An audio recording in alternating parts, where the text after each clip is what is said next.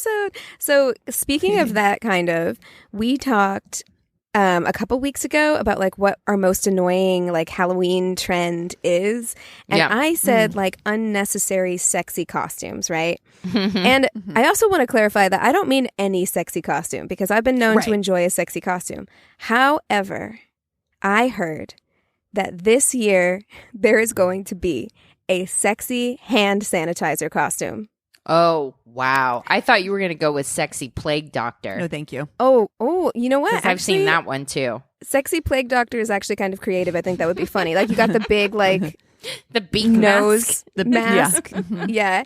But no, this is sexy hand sanitizer costume, and it's basically a swimsuit with like a clear plastic apron situation on it, and then like they give you a bottle of hand sanitizer with the costume. Oh my God. Okay. Also, where are you going, ma'am? Where are you going? That was my question. Where are you going? You're going to look like sexy hand Sandy and go sit on your couch and watch Halloween? Like, what you doing? On a Zoom call where people can only see you from like the neck up. It's, no, but you know, like anybody who's going to buy the sexy hand Sandy is going to a party. Is going out. Like that person is going to a party for sure. Yeah, I follow like West Hollywood sends me like alerts like when something's going on in the neighborhood or whatever. And so they texted the other day as a reminder that the big Halloween parade is canceled this year. I know. God damn, that's so sad. Fuck like you, 2020. Man, do you know how like okay, provided there's a vaccine and things start getting back to normal, do you know how like off the chain 2021 will be? Like we've all been starved for parties. Like our group is a partying group. Pre-gaming all of 2020. Our alcohol tolerance is through the roof. I like, know. I'll be like, turn down for what? 100%. Oh God, like those parties are going to be wild. I see it now. Like we don't know. We're not going to know how to behave. Like all of us together in a room again. Well, I do find solace, I guess, in the fact that like my birthday was one of the last things we got to celebrate. Brag. And I do think that everything's been such a shit show that I think that I won't get my birthday this upcoming year for 2021. That's true. But you know who's going to get fucked over? The March and April birthdays, because I think you guys miss both. I think we're going to miss both years, man. And it's some bullshit. It really is, because I had planned, you know, I missed my 30th birthday. And so I had planned on having a wild 31st birthday party, because I was like, this is surely going to be over by next year. We're going to be like ready to wildin' out. And I don't think that's going to be the case. So I think here's my idea. July 23rd. Okay. We have a post-pandemic extravaganza featuring DJ Khalid, and we celebrate all them birthdays. I hope so, man. I hope it's so. Everybody's birthday on that day. Yeah, because me and our friend Michael Scotty, shout out to him, we both turned 30 this year. Yeah. So I'm like, I say you guys didn't. I say we actually all get to subtract 2020 from our life. Yeah. Okay. How about? Yeah, all of us. Yeah, and how about? I'm actually like, this might be a good idea. Reclaiming how it. much do you think it costs to book DJ Khalid? Because Too I'm much, like, girl. if we splitsies, dude, July 23rd. Post-pandemic birthday extravaganza featuring DJ Khalid. I mean, that would be hilarious, but I don't think we got the money for that. Can we dip into the business account or like? Wow. Join our Patreon at myworstdatepodcast.com so that we can hire DJ Khalid. Oh my God. You know what, though? I'm not trying to give that man more money. He doesn't go down on his wife. Oh, yeah. Oh, true. Oh, yeah. Yeah. I bet we'd get Bone Thugs. Oh, I bet you. We'd save a lot of money going that way. Yeah, that's true. But you know what? I'm they're doing anything. I'm with you, Cassie. I didn't use this year, right? Like I didn't use it the way it was intended. So I'm going to start telling people I'm 29. It doesn't count. I'm 29. Yep. And if I don't get a birthday next year, I'm 29 next year too. How about that? That's there you go. Damn right. Oh my gosh. Well, what else is going on this week? Oh, okay. I have to share something with you guys that I found extremely disturbing. I was on Facebook today for my 5 minutes, and as I was scrolling, I ran across this thing that a friend of mine posted, and it was like, hold on, let me read it, the title of the article for you. A third of people only wash their bed sheets once a year. What? I'm sorry. I for sure thought you were going to say like once a week or something, and I was like, well, that doesn't seem so bad. Once a week seems normal. Once a year sounds like a fucking. Do you know how many gross. like creepy crawly like dead like skin mites my God. are in there? My whole body itches. I'm legitimately cringing right now because I'm like, sometimes I let it go to 2 weeks. If For I'm sure. honest. I was just gonna say, I'm there's been generally like times- once every 2 weeks. If I'm For being sure. completely I'm gonna honest. say Same. probably Me too, the actually. worst I've ever done. Just like busy fucking like weeks, you know, especially when I was traveling. I may at my absolute worst have gone like a month. For sure. Absolute that has most, definitely and I happened felt to me, and I have gross. definitely been like, I've definitely pushed it to the point where I'm like, we have to wash these sheets Oh, But right now. We've got 3 animals. You know what I mean? It's like you cannot go to sleep. Like you're literally It's drowning Yes. in animal fur. Won't your body be like itchy a year? my body itches just talking about Dude, this. and okay, A let's year. just like really get into it, because it's like not only do you It's have gross. oils on your body, right? Like that Mm-hmm. stuff is transferring, dust, whatever your day is. You know, I've definitely had days when I'm like, I should take a shower before bed, but I'm too damn tired. Like that's all transferring to your sheets. You're having sex probably Ugh. on these sheets, sweat, Farts. other liquids, farts. So I mean- many bed farts. so many farts. The amount of like fecal particles. Oh God. Oh. Your dirty feet. Oh my God. Honestly, this is the most disgusting thing. Like, I legitimately, like, look, my son is a dirty 23-year-old boy, and that kid still washes his sheets every 2 weeks. I will say that it's probably, I would prefer it to be more, but I don't get to control his life necessarily. Because you get that feeling too. Is there anything better than crawling into a freshly made bed that's like The clean? best. Oh my God. Yes. It's the best. And by, you know, like the opposite of that, you can feel like when you get into a bed where you're like, it's been too long. You know It's what I like mean? You just sleep on the Princess top. and the You're just Pea like, with nah. all the body crumbs, you know? Dude, Oh, God. I will tell you, like, I will do sheets, like I said, on the real reg. The thing that I don't do every single time is the duvet cover. For Because sure. It's big. That is more of a once a month. It's big. It's a lot of work. That is monthly though. The duvet cover gets washed. I do that Every when I month. do my sheets, actually. Yeah, it's just Do because you? of the animals. Yeah. Yeah, it's just like, and both me and Eric have allergies. I'm like, if I didn't do it, we'd yeah. be a fucking mess. Like, yeah. Yeah. Ugh. Dude, Oh my okay. God, that is a frightening article. So But then have I saw some- something else about like, what is it, like a third of or some ridiculous percentage of Americans think that chocolate milk comes from brown cows. No, that can't be true. No, I hope that's fake. That's fake. That's a Snopes. That's an Onions article. That's got to be an Onion article. No, yeah. I don't think they listen to the podcast, so it's fine. But I have some friends out here. They have 3 dogs, and 2 of them are big. One of them is very, very big, right? Like much like a mountain dog. It's a Bernese or something like that. Aw, Enormous. Bernese Mountain Dog. They're Freaking so pretty. Beautiful dog, right? But they got 3 dogs.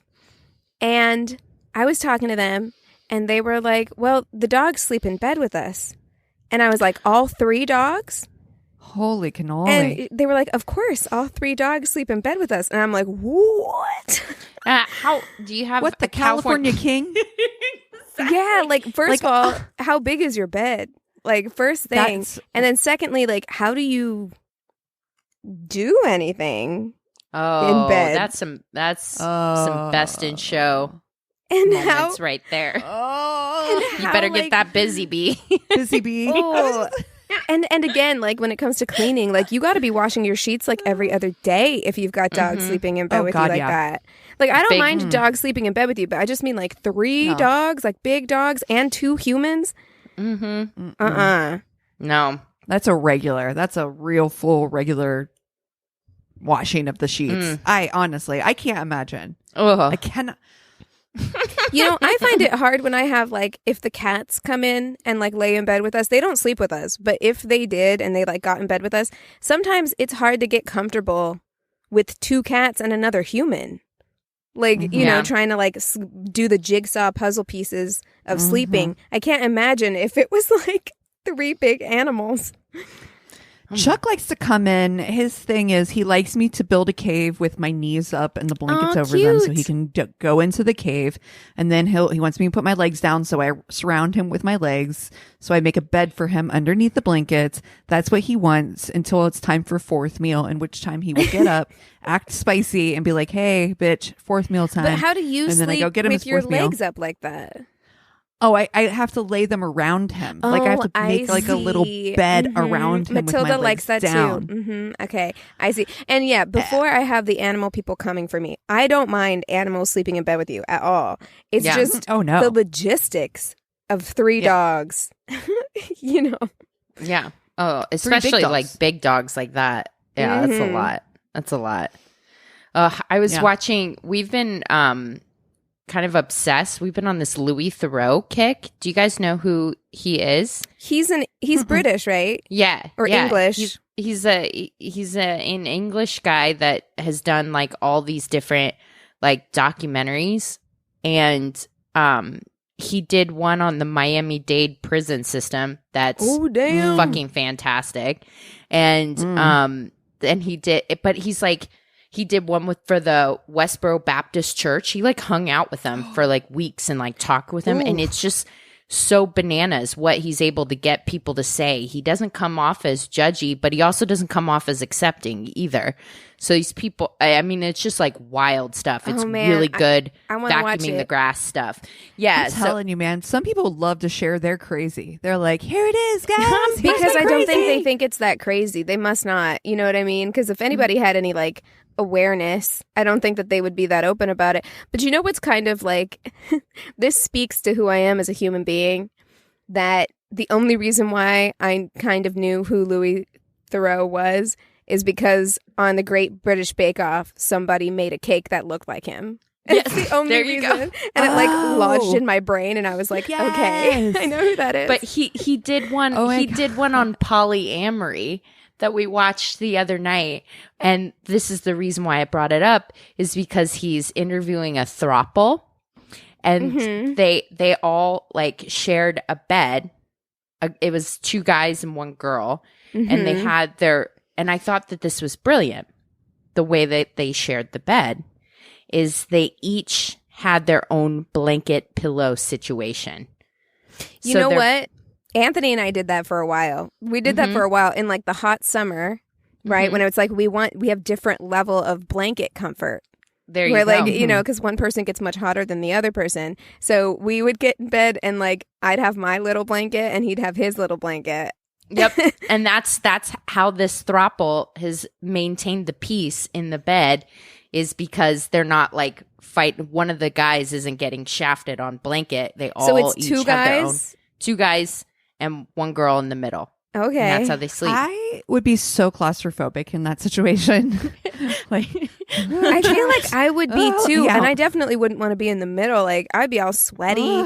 Like I already, and I'm pretty sure I've talked about this in the podcast, like I am not a snuggler when it's time for bed. Like I don't want you touching me.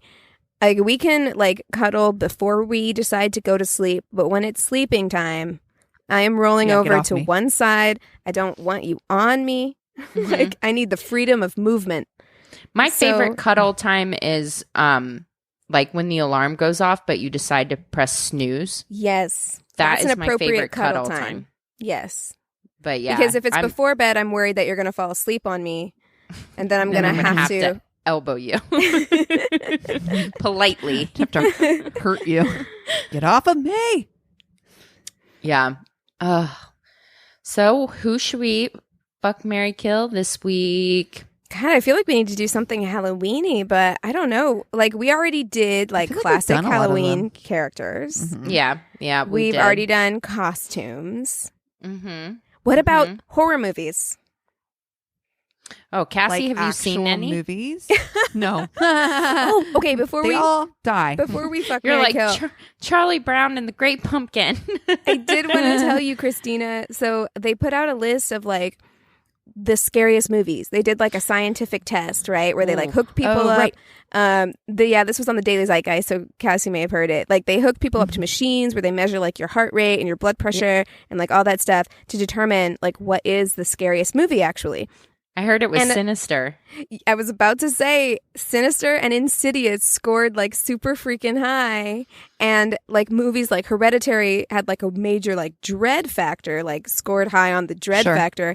But like all those old ones like Exorcist and stuff scored really low. But I was like, I wanted to tell you because it validates the both of us for being scared. Dude, that movie effed me up. He made me watch The Mist the other night, which was actually pretty good. I actually like that kind of horror movie. It's not bad. I'm not scared of like monsters in that way. Sure. You know what I mean? Monster movies don't really scare me that much, and it's kind of a monster movie. But it was also the dude that did Shawshank Redemption. So is Mark Wahlberg in that one? No. Okay. God, Mark Wahlberg's in one that is a little silly. So okay. No, it wasn't. That was the M. Night Shyamalan one that you're thinking of, isn't it? That's the one. Yeah, don't watch that one. Yeah. No, yeah, this one was kind of Signs, an older movie.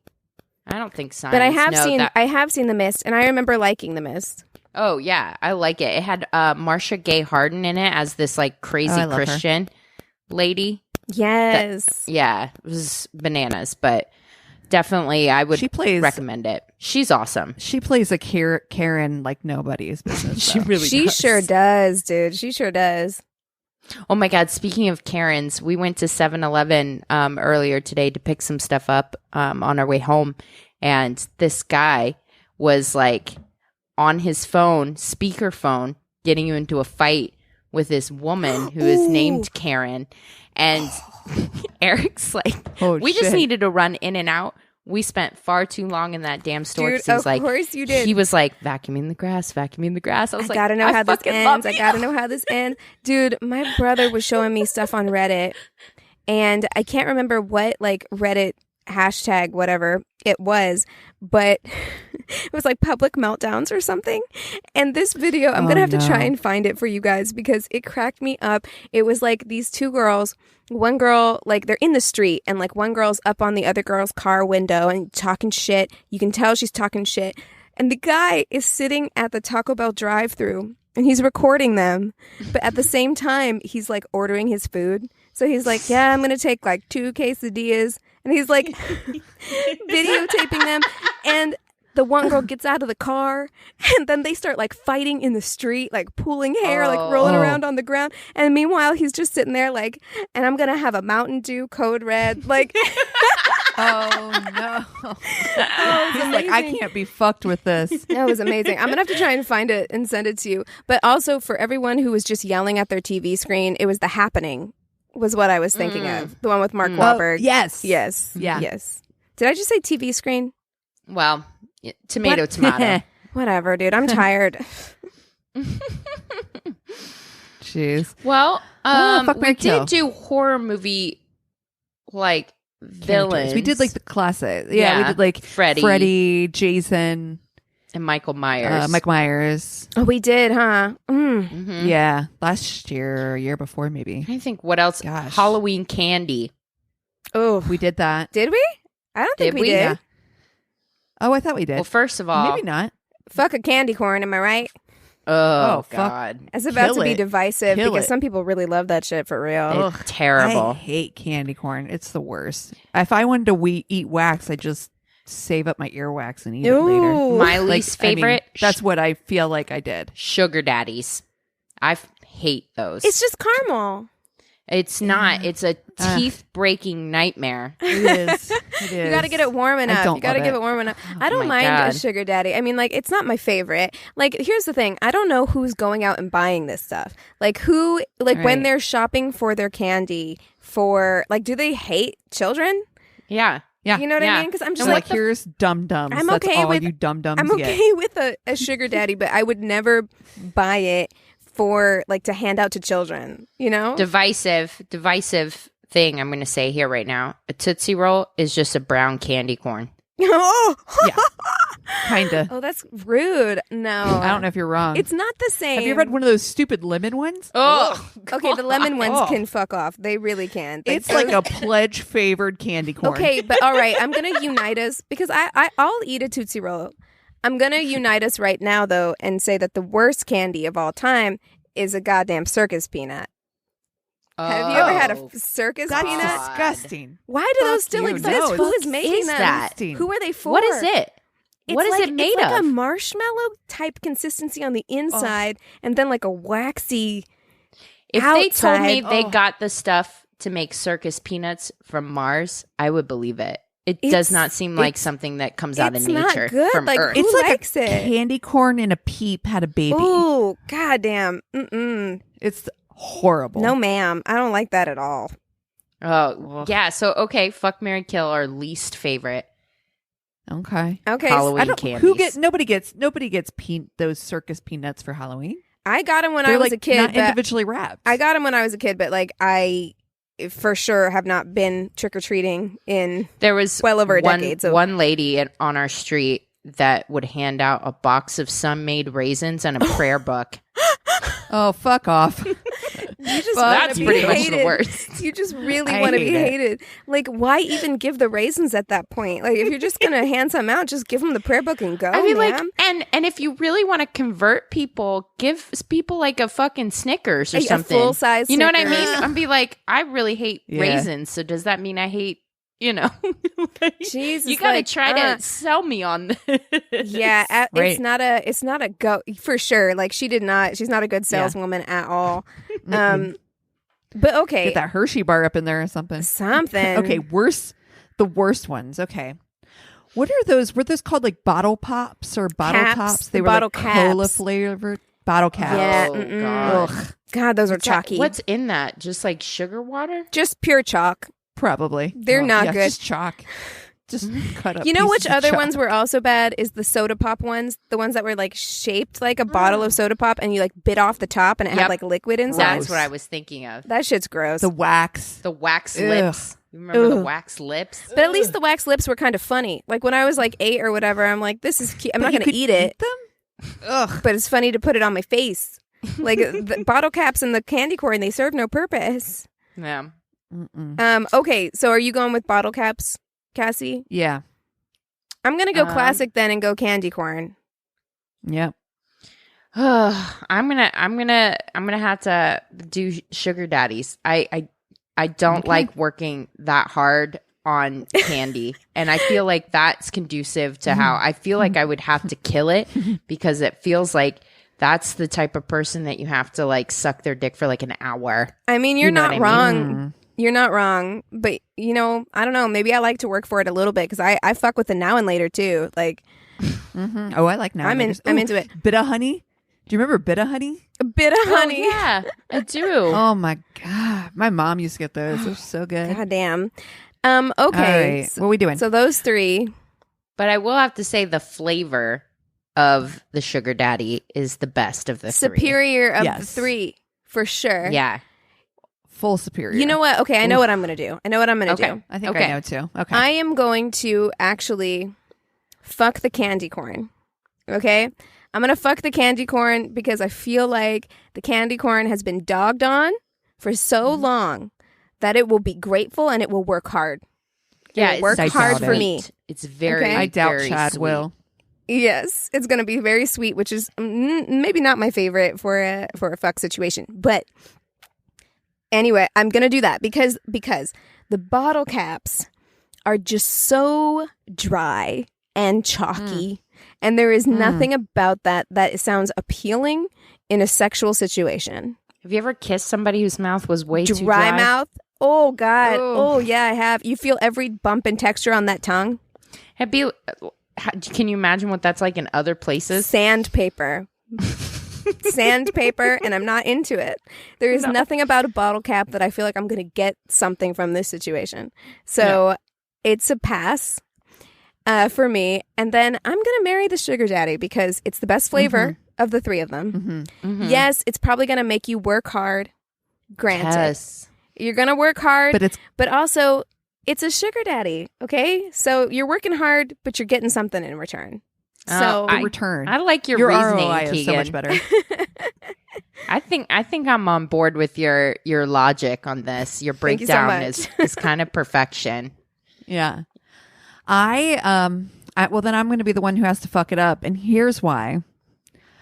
Candy corn is so fucking disgusting, and it takes too long for the ROI is not good on candy corn. You're not wrong.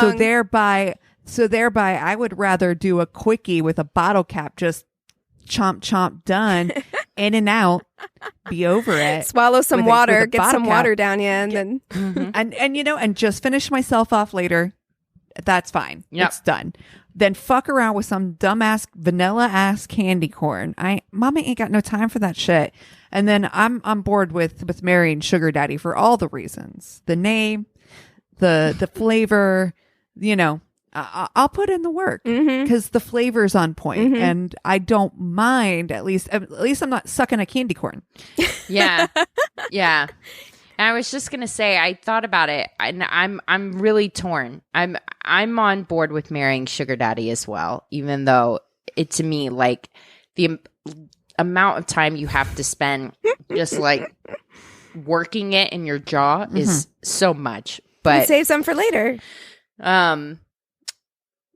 Fucking bottle caps or candy corn is really hard because I've thought about it. Because in neither one, we both presented good cases. You did, and it makes me like think back to those situations where I'm like, where you're not into somebody long term. Those one night stands, you're just gonna fuck them. Which is worse? Which is preferable?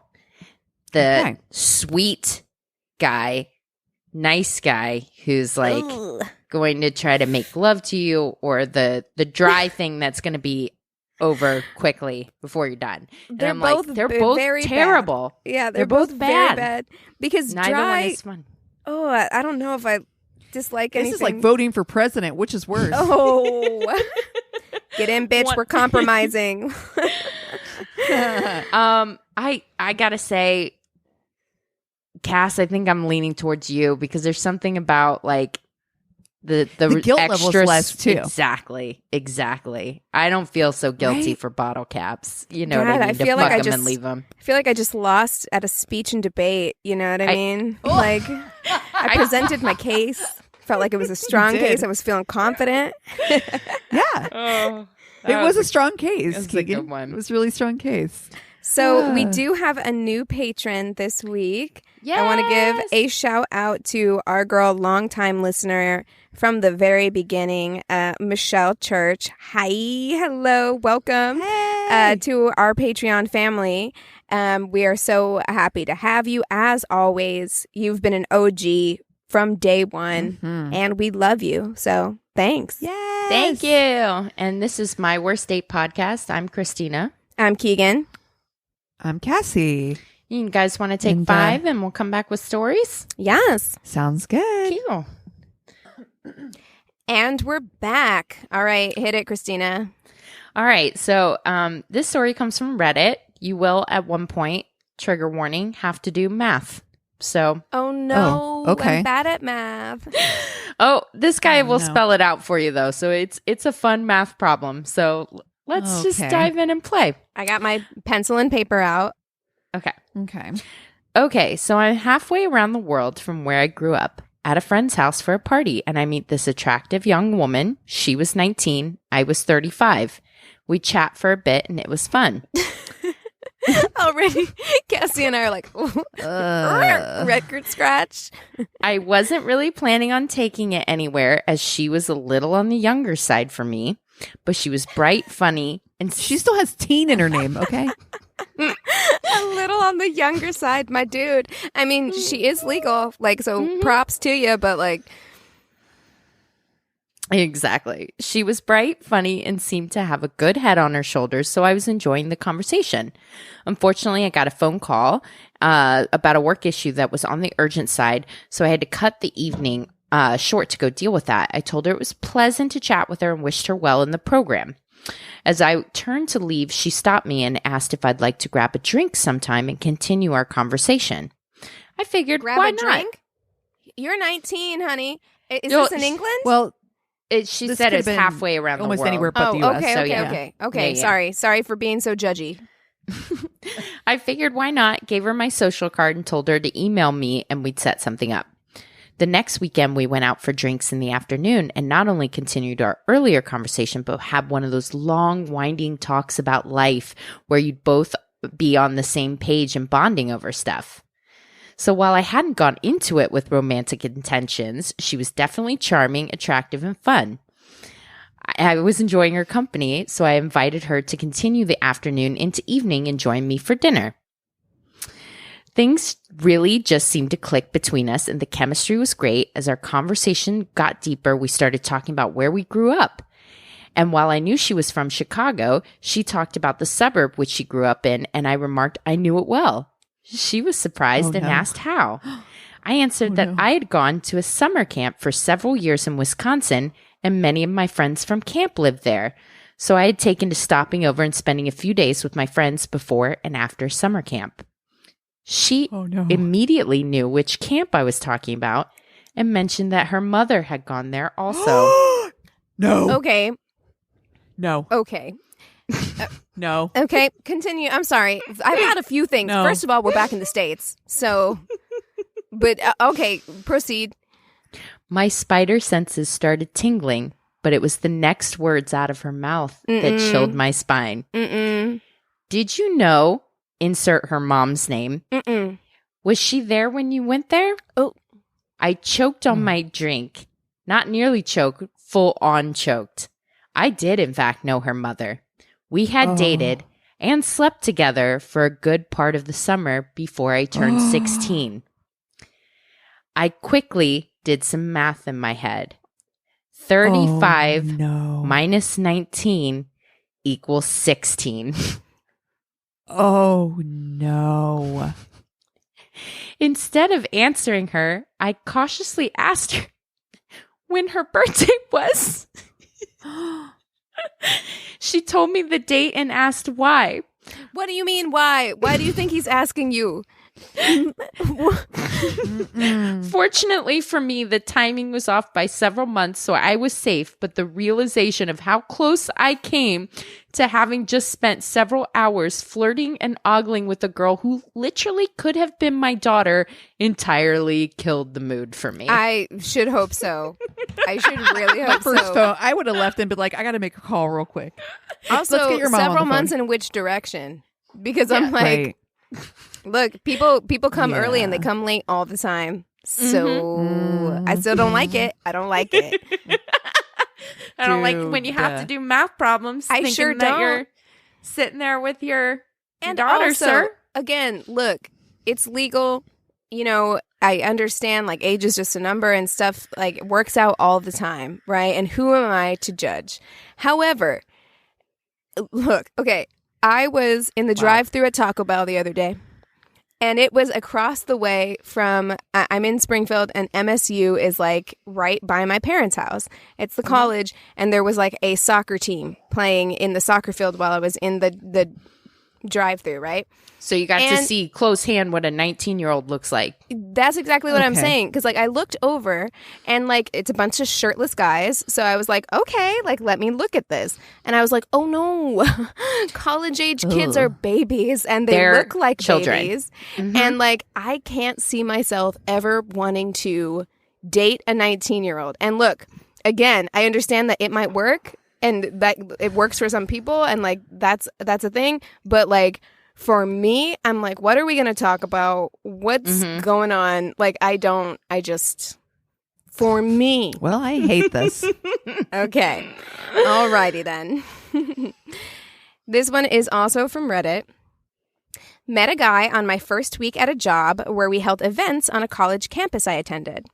asked for my number in front of all of his friends. Me, being dumb and 18, said yes to save him embarrassment. Next day, I come out of my dorm and he is waiting outside. No idea how he knew where I lived, as he didn't text or ask. Ooh. Red flag. He says he's been waiting outside for a couple of hours to see if I want to get lunch. No, I do not. Spidey senses. If you listen, first of all, it's creepy for someone to know where you live, but it's also, for me, just a huge turnoff that you don't have anything else in your life to do. Yes, my guy. What's up? Right. You don't have a job or hobbies? A hobby? Friends? Anything. I say sure, so I can at least give him a chance, even though I was seeing major red flags. I said we should eat on campus, but he wants to go off campus. He takes me to a family dining Italian He takes me to a family dining Italian place, which I had never been to before, and asks what I want to eat for us. I suggested the lasagna, as it's the cheapest thing on the menu, and I wanted to go Dutch. Waiter comes and orders my drink for me, and he orders my drink for me. Whoa there, bud, I can order for myself. Again, I've said this on this podcast before. I don't like that. I don't like it. Yeah. And then gets the lasagna and some chicken tortellini shit. Mind you, this is supposed to be enough food for 8 people, and he scarfs it down and then asks for the rest of mine. What are they, like at Buca de Beppo? I know, like giant-ass portion. But I feel like a lot of Italian places give you like way more pasta than you need, you know? Conversation is totally dead, and he can only think to tell me about how he's scared of his 12-year-old sister. What? Imagine that conversation. I'm looking around the restaurant, and when I glance back, he is making a really weird, embarrassed face, and he says sorry. I ask what for, and he says he just passed gas. I told him it was okay. Everyone does it. Then he leans over and lets out the loudest, nastiest fart I've ever heard. Oh. So bad that people all over the restaurant are staring at us. Oh, no. Oh, my God. He says, oops, it slipped. You lifted your leg, sir. That's not a slip. You leaned That's forward. a push. You were preparing for it. Oh, no. Yeah. I asked for the check and said I needed to get back home. He said he was planning on us going to get ice cream, then the movies, then bowling, and maybe back out to eat again. Oh my God. My God. Have you kidnapped her? Jesus. Marathon date. Like, absolutely not. No, I'm good. I politely declined and asked to be taken back. As I'm getting out of his car, he hands me a note and tells me to text him when I've read it. I take it and get the fuck out of there. I'm spilling the deeds to my roommate when he texts asking, is that all right? I'm half paying attention thinking he was asking about the date, and I text back saying, yeah, it was fine.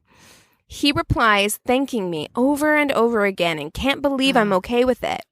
I pull the note out and actually read what the fuck he's talking about. Oh, no. I have chills.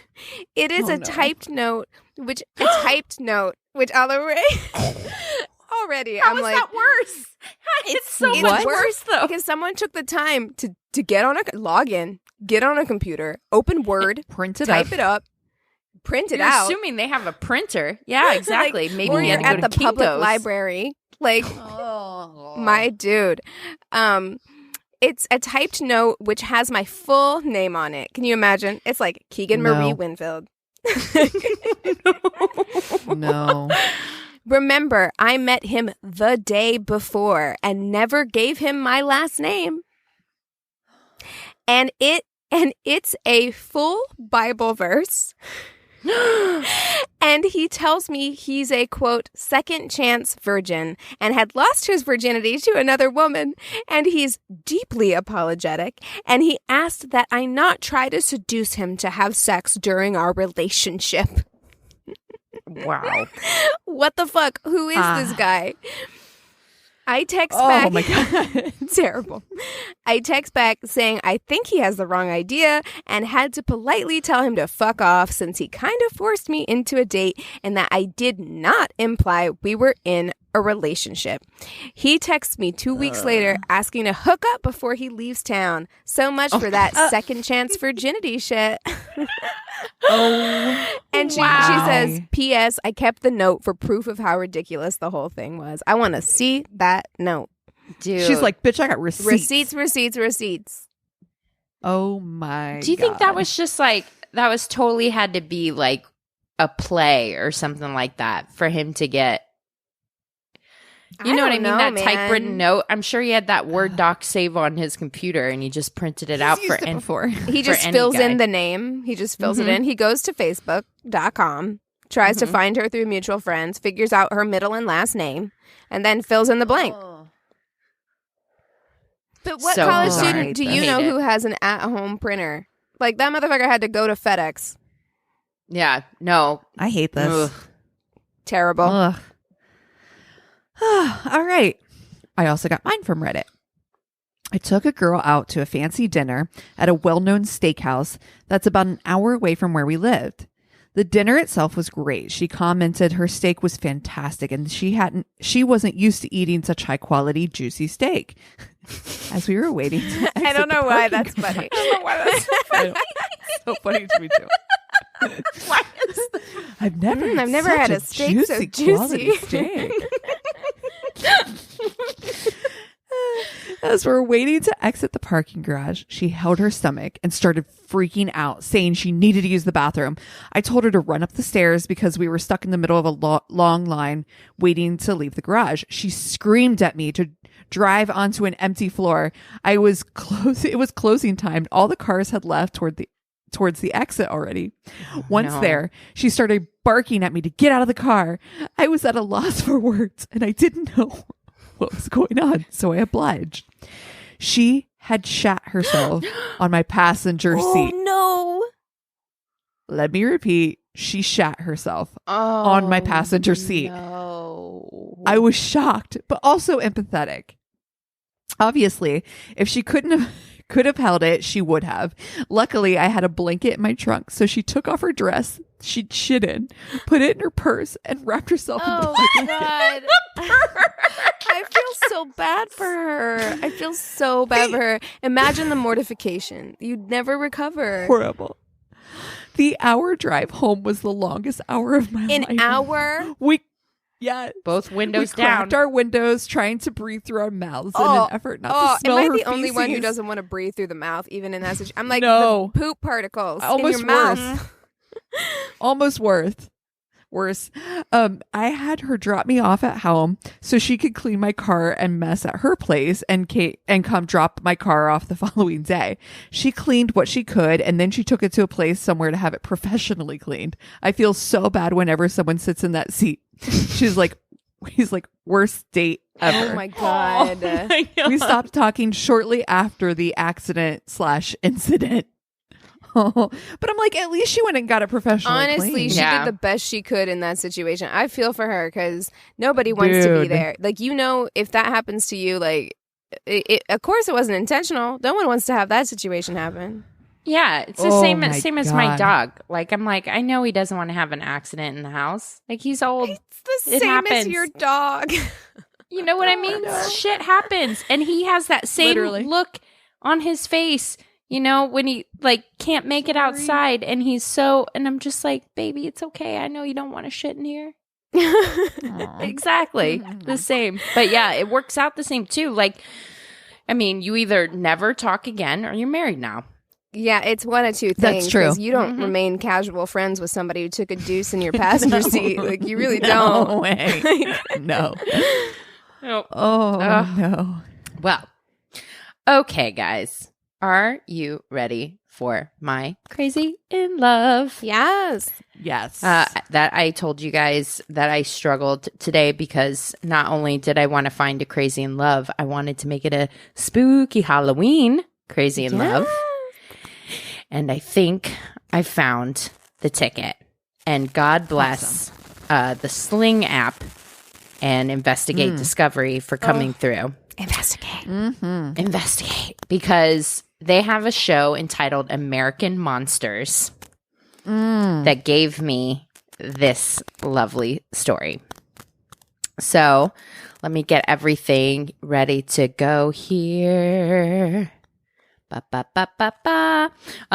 I got most of my information from that Investigate Discovery, and then I found a Medium article, and the woman that wrote it actually had gone to school with one of the people involved in this case. So yeah, intel, firsthand intel.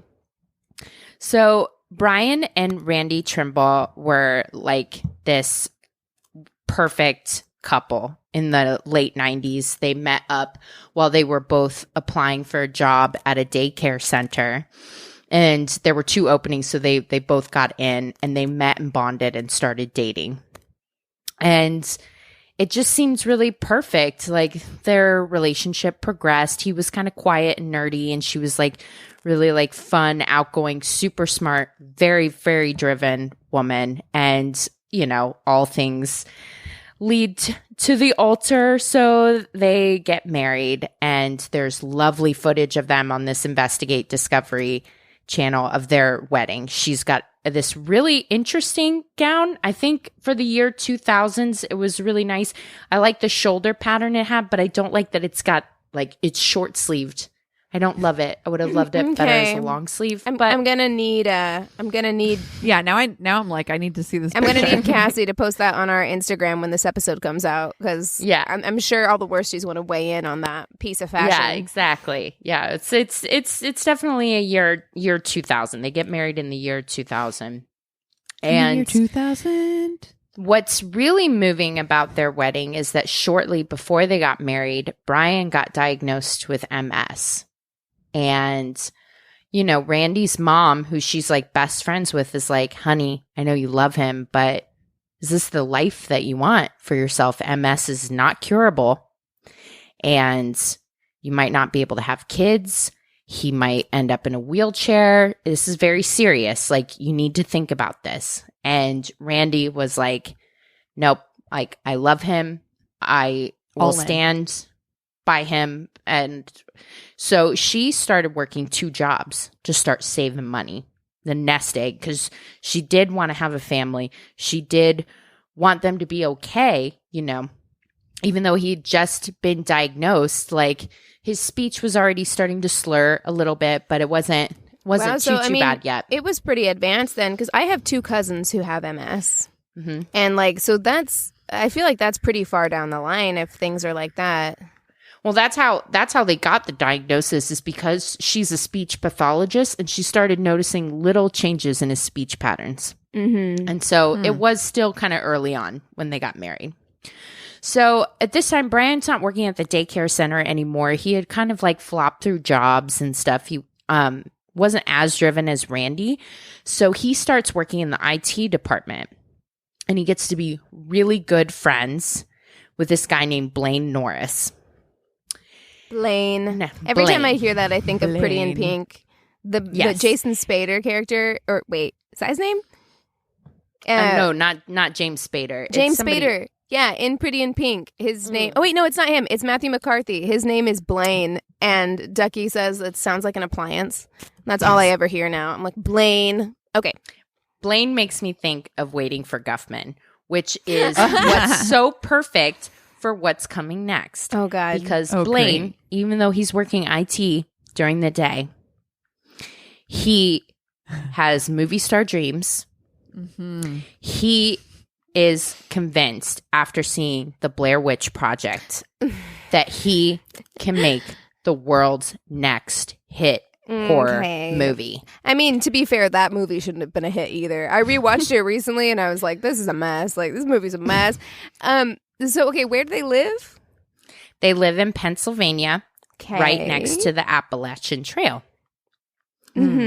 So Blaine and Brian are kind of nerds, but they play D&D together and all this stuff. Totally into horror movies, that sort of thing. Nothing wrong with that. But they get fucking into this idea of making a movie. They like write a script. They start making plans. Brian is decent at photography and has professional camera equipment. They're like, we could do this. We could totally make a movie. So they start casting actors. And in the Investigate Discovery Channel show, if they don't show these people's auditions, girls, I was screaming. Yes. I'm on board. I want to see them. Ooh, I will spend my night watching that shit. Ooh, I'm excited. What was the name of this show again? It's American Monsters. And those poor people. Oh God, those poor people in like middle of nowhere, Pennsylvania, who are like, this could be my big break, and they're giving it for a horror movie. Oh God, you know, like part of me really wants to watch it, and the other half of me is like, oh man, I don't know if I want to watch it. Nothing ever happens on Mars. Oh God. boring. So wait, I'm sorry, it's a musical? No, it's not. It's God, I thought it from Guffman. Oh my God, no, but I thought it was a horror musical for a second. Okay, first of all, listeners, if you have not seen Waiting for Guffman, it is a fucking treasure. It is, and I think I revere it so much for anybody that's had any kind of theater background. It is so spot on, priceless that it's one of my favorite movies of all time. The first time I watched that movie, I was doing community theater in Missouri. And so I was like, yeah, this tracks. So they're going through the whole thing. They're auditioning. They write a script. Blaine's like, Brian, I came up with a killer title for our horror movie. And he's like, lay it on me. The title is Through Hike, a ghost story. What? Exactly. What does that even mean? Terrible title. And is it like Through Hike? THRU? Hike? Yeah. Well, it's like Through Hike. OUGH. Yeah. That's terrible. It's so weird. Anyways, I guess there's a documentary, and we looked forever for it. I'm sure maybe you can go down a YouTube rabbit hole and find it, but there's one called Rough Cut, which features behind-the-scenes footage from this movie with the actors and doing interviews and everything like that. So if you really want to see that, I did not think my cringe factor could handle it. So, but it's out there if you want to see it. So, okay. It's like Randi and Brian have been married for a little bit less than a year. Brian goes to Randi and he's like, I love that we're comfortable. We have a house and we have this nest egg that you've saved up of $20,000. Of how much? $20,000. Okay. Because she's working 2 jobs and saving all this money because her husband has MS and she wants to have a kid. Okay? So he's like, I would like to have that money that you saved and take a week or 2 weeks to live on the Appalachian Trail with no cell service and make an amateur horror movie. You want to play through that conversation in my head? No. Because I was like, I turned to Eric and I was like, any one of us, any one of these women right here, sitting right here, imagine the conversation. Any one of us. Cassie, you with Chris, me with Anthony, Christina, you with Eric. Like, imagine it. I'm all for supporting dreams and everything like that. Listen, so I don't want to come off like, but not this dream. Also, dream better. I would be gentle. I really would. I would be gentle with him if it happened. I'd be like, I respect that you want to do that. However, it's a lot of money and we have plans. Like, I would be gentle about it, but in my head, I'd be like, hell nah. Hell nah. Mm-hmm. There is no. Listen, I'm going to say it right now. Maybe I just don't know Brian well enough to say yes. Because if Chris came to me or Anthony came to me, I feel like they'd have like a really well thought out, put together, like full this is very plan. different. If Chris or Anthony or Eric were like, we want to make a movie, I would have more faith in them than I do for Brian right, Trimble. Because you know what would happen Who's is not they would working come to you also. with all the shit, right? Like if Anthony's going to come to me and ask for money, which he would never do anyway, like, but if he was going to come to me and be like, so I would know if he was asking for money, first of all, this is something that he really thinks is serious and will succeed, and he would show that to me. He'd be like, look at all of this stuff, like, you know. And he'd get me on board with that sort of thing. Just coming to me and being like, hey, all of that money that you've been saving, working 2 jobs so that we can have a life, can I have it? Yep. No. So that's what Randi says. She's like, no, like first and foremost, like that money's for our life together that we're building. And secondly, like you have MS and you can't make those hikes and be out in the middle of nowhere with no cell phone service. Like I'm not okay with that. And Brian just kind of quietly is like, okay. Gotta do it anyway though. He goes to Blaine and tells him, and like they're like really close to the shoot date now. They've got all their ducks in a row. And no, they except don't, for the 'cause money. They ain't got that money. That's for the exactly money. right. Like I'm like, you don't. That ain't gotten ducks and shit. Production 101, my guy. You don't have a shoot date until you have the money. Like, and Brian was the camera guy, so now they're out money and the camera guy. And Blaine's like, I have a dream. You know what? I'm going to do this anyways. Like, I know I'm a IT guy by day, but I'm Tarantino at night, and I've got this. I can do this. Sir. And so what he does secretly, because he is also married with a young baby, so his wife Wendy and his young child Mason have no idea that in order to finance this movie that's going to be the next Blair Witch project, he has actually put their house on the market. You motherfucker. I wish a motherfucker would. Can you imagine the rage? And ladies, when I say there is found footage of her coming to the Appalachian Trail to find him. Oh bitch. shit. Yes. Oh, God, yes. Oh, I love the drama. Oh, so, like, he's like, because there's that's actually the horror film they made. Yeah, exactly. It's his death when she finds out his dumb ass. Do you know how mad a woman with a new baby has to be to hunch your ass down in the wilderness with no cell reception? In the Appalachian Trail. This bitch right this here. This bitch got a map. She got a paper map, and she found your ass.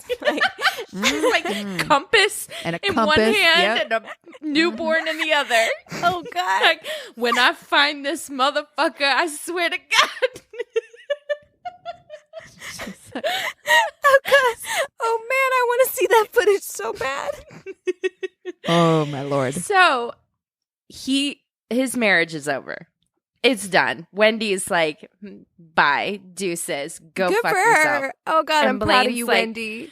We're going to finish this movie. Blaine is directing it, the cinematographer, and he's also starring in it at one of the parts or whatever. I'm sorry. And I know it it's is going to a get dark at goddamn some mess. point, but right now, this is the funniest fucking Crazy in Love we have ever done. Like, It's a mess.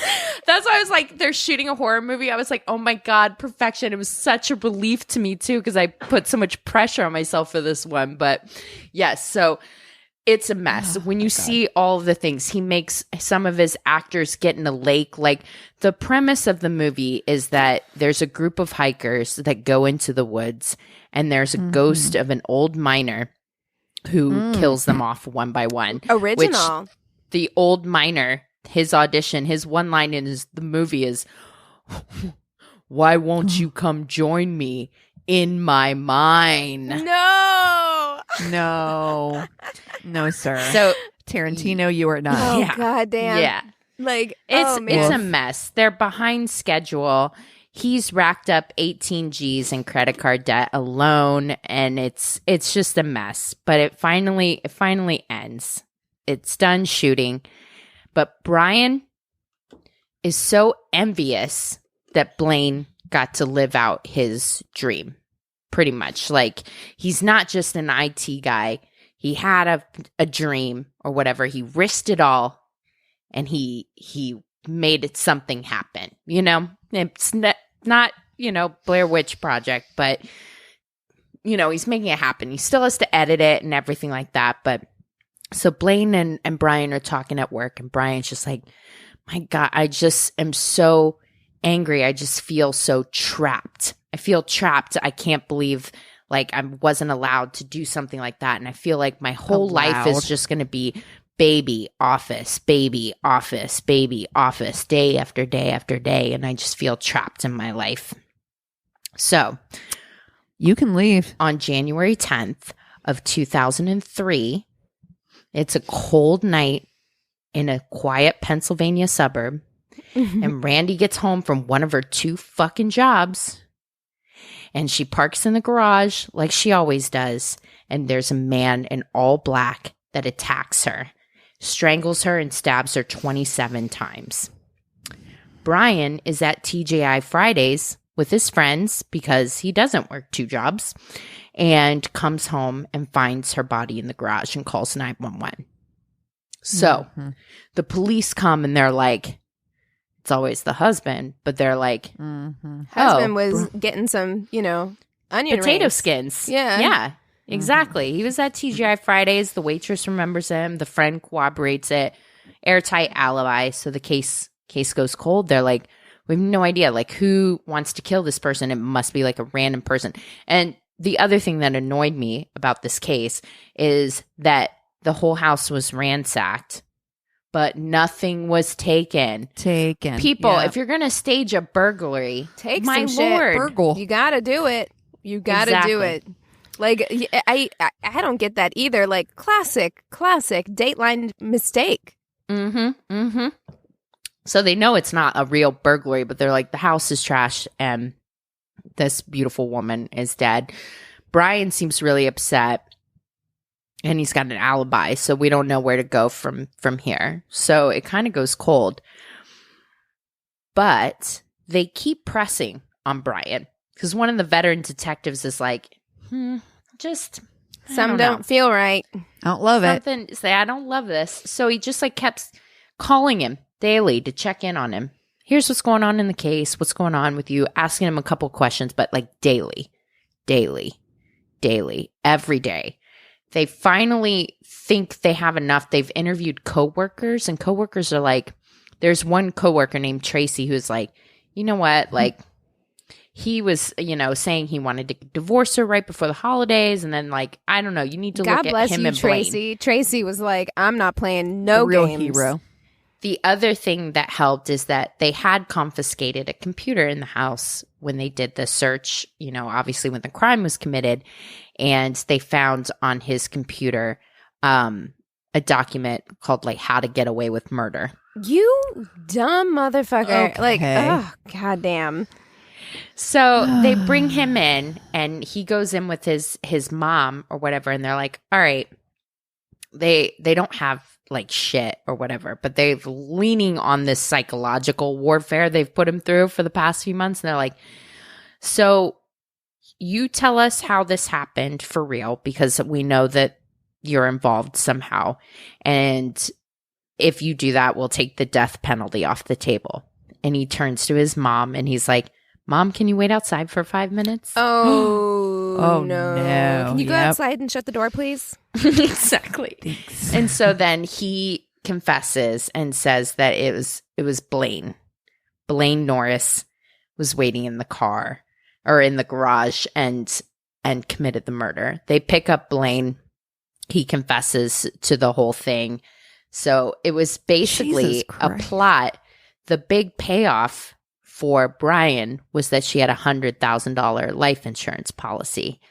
And the big payoff for Blaine was that he was going to get 20 G's to pay off his debts and hopefully try to, like, win back his wife and finish his movie. $20,000 is not enough. I mean, look, no amount is enough, but $20,000 to kill somebody?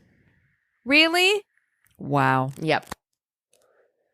And they're both life in prison. they're both over. But God, if I don't kind of want to see that horror movie. I totally do. I do want to see it. Like, this is a tragic story, of course, but my God, like, imagine just being that delusional.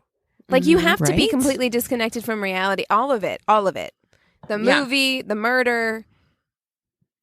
Why would you think any of this would work out? Why? I mean, granted their ages. I mean, Blaine was 25, like, at the time of his arrest. So, but even still. I mean, you're taking a real person's life and you're completely fine with that. For $20,000. Wow. But you know what? I've heard people doing it for way less, so. Right. So, yeah, that is the story of Brian and Randi Trimble and Blaine Norris. Jesus. Wow. There you go. Happy Halloween, ladies. Oh, God. Wow. Well, speaking of things to watch, I've been watching Unsolved Mysteries. Yes, the new one or the old one? Just released their second round. Oh, shit. Yep. Yeah. And so Chris and I started those, and it is so good. The first two stories I knew because of podcasts, funny enough. I bet you'll know them too. The one about the guy from Mansfield, they had like a whole series of podcasts about that guy. Yeah. Oh, man. Okay, I'm excited. He's still missing. It's good. You know, the thing is, I know there's a lot of good shit to be watching. I know. And I keep telling myself, like, you have to watch some of the good shit that's out right now. It's spooky season. Spooky season is my favorite. So tell me why every time I get a spare minute, I'm fucking still watching Housewives. Like, I've just been watching nothing but Housewives and The Expanse. That's all I'm watching. Like, Kenya Moore was just introduced for all of you Atlanta housewife heads, and that bitch is crazy. So that's where I'm at right now. And watching Seinfeld to go to bed. Like, that's what I'm watching. Oh, Jesus. Yeah, I told you guys earlier in the podcast, I'm like on a big Louis Theroux kick. And yeah, besides that, it's really been, Eric started watching Boardwalk Empire. He'd never watched it before. Mwah. Never seen it either. Oh my God, that show is perfection. It is so good. Yeah, so I'm rewatching I feel like I should check it out. him.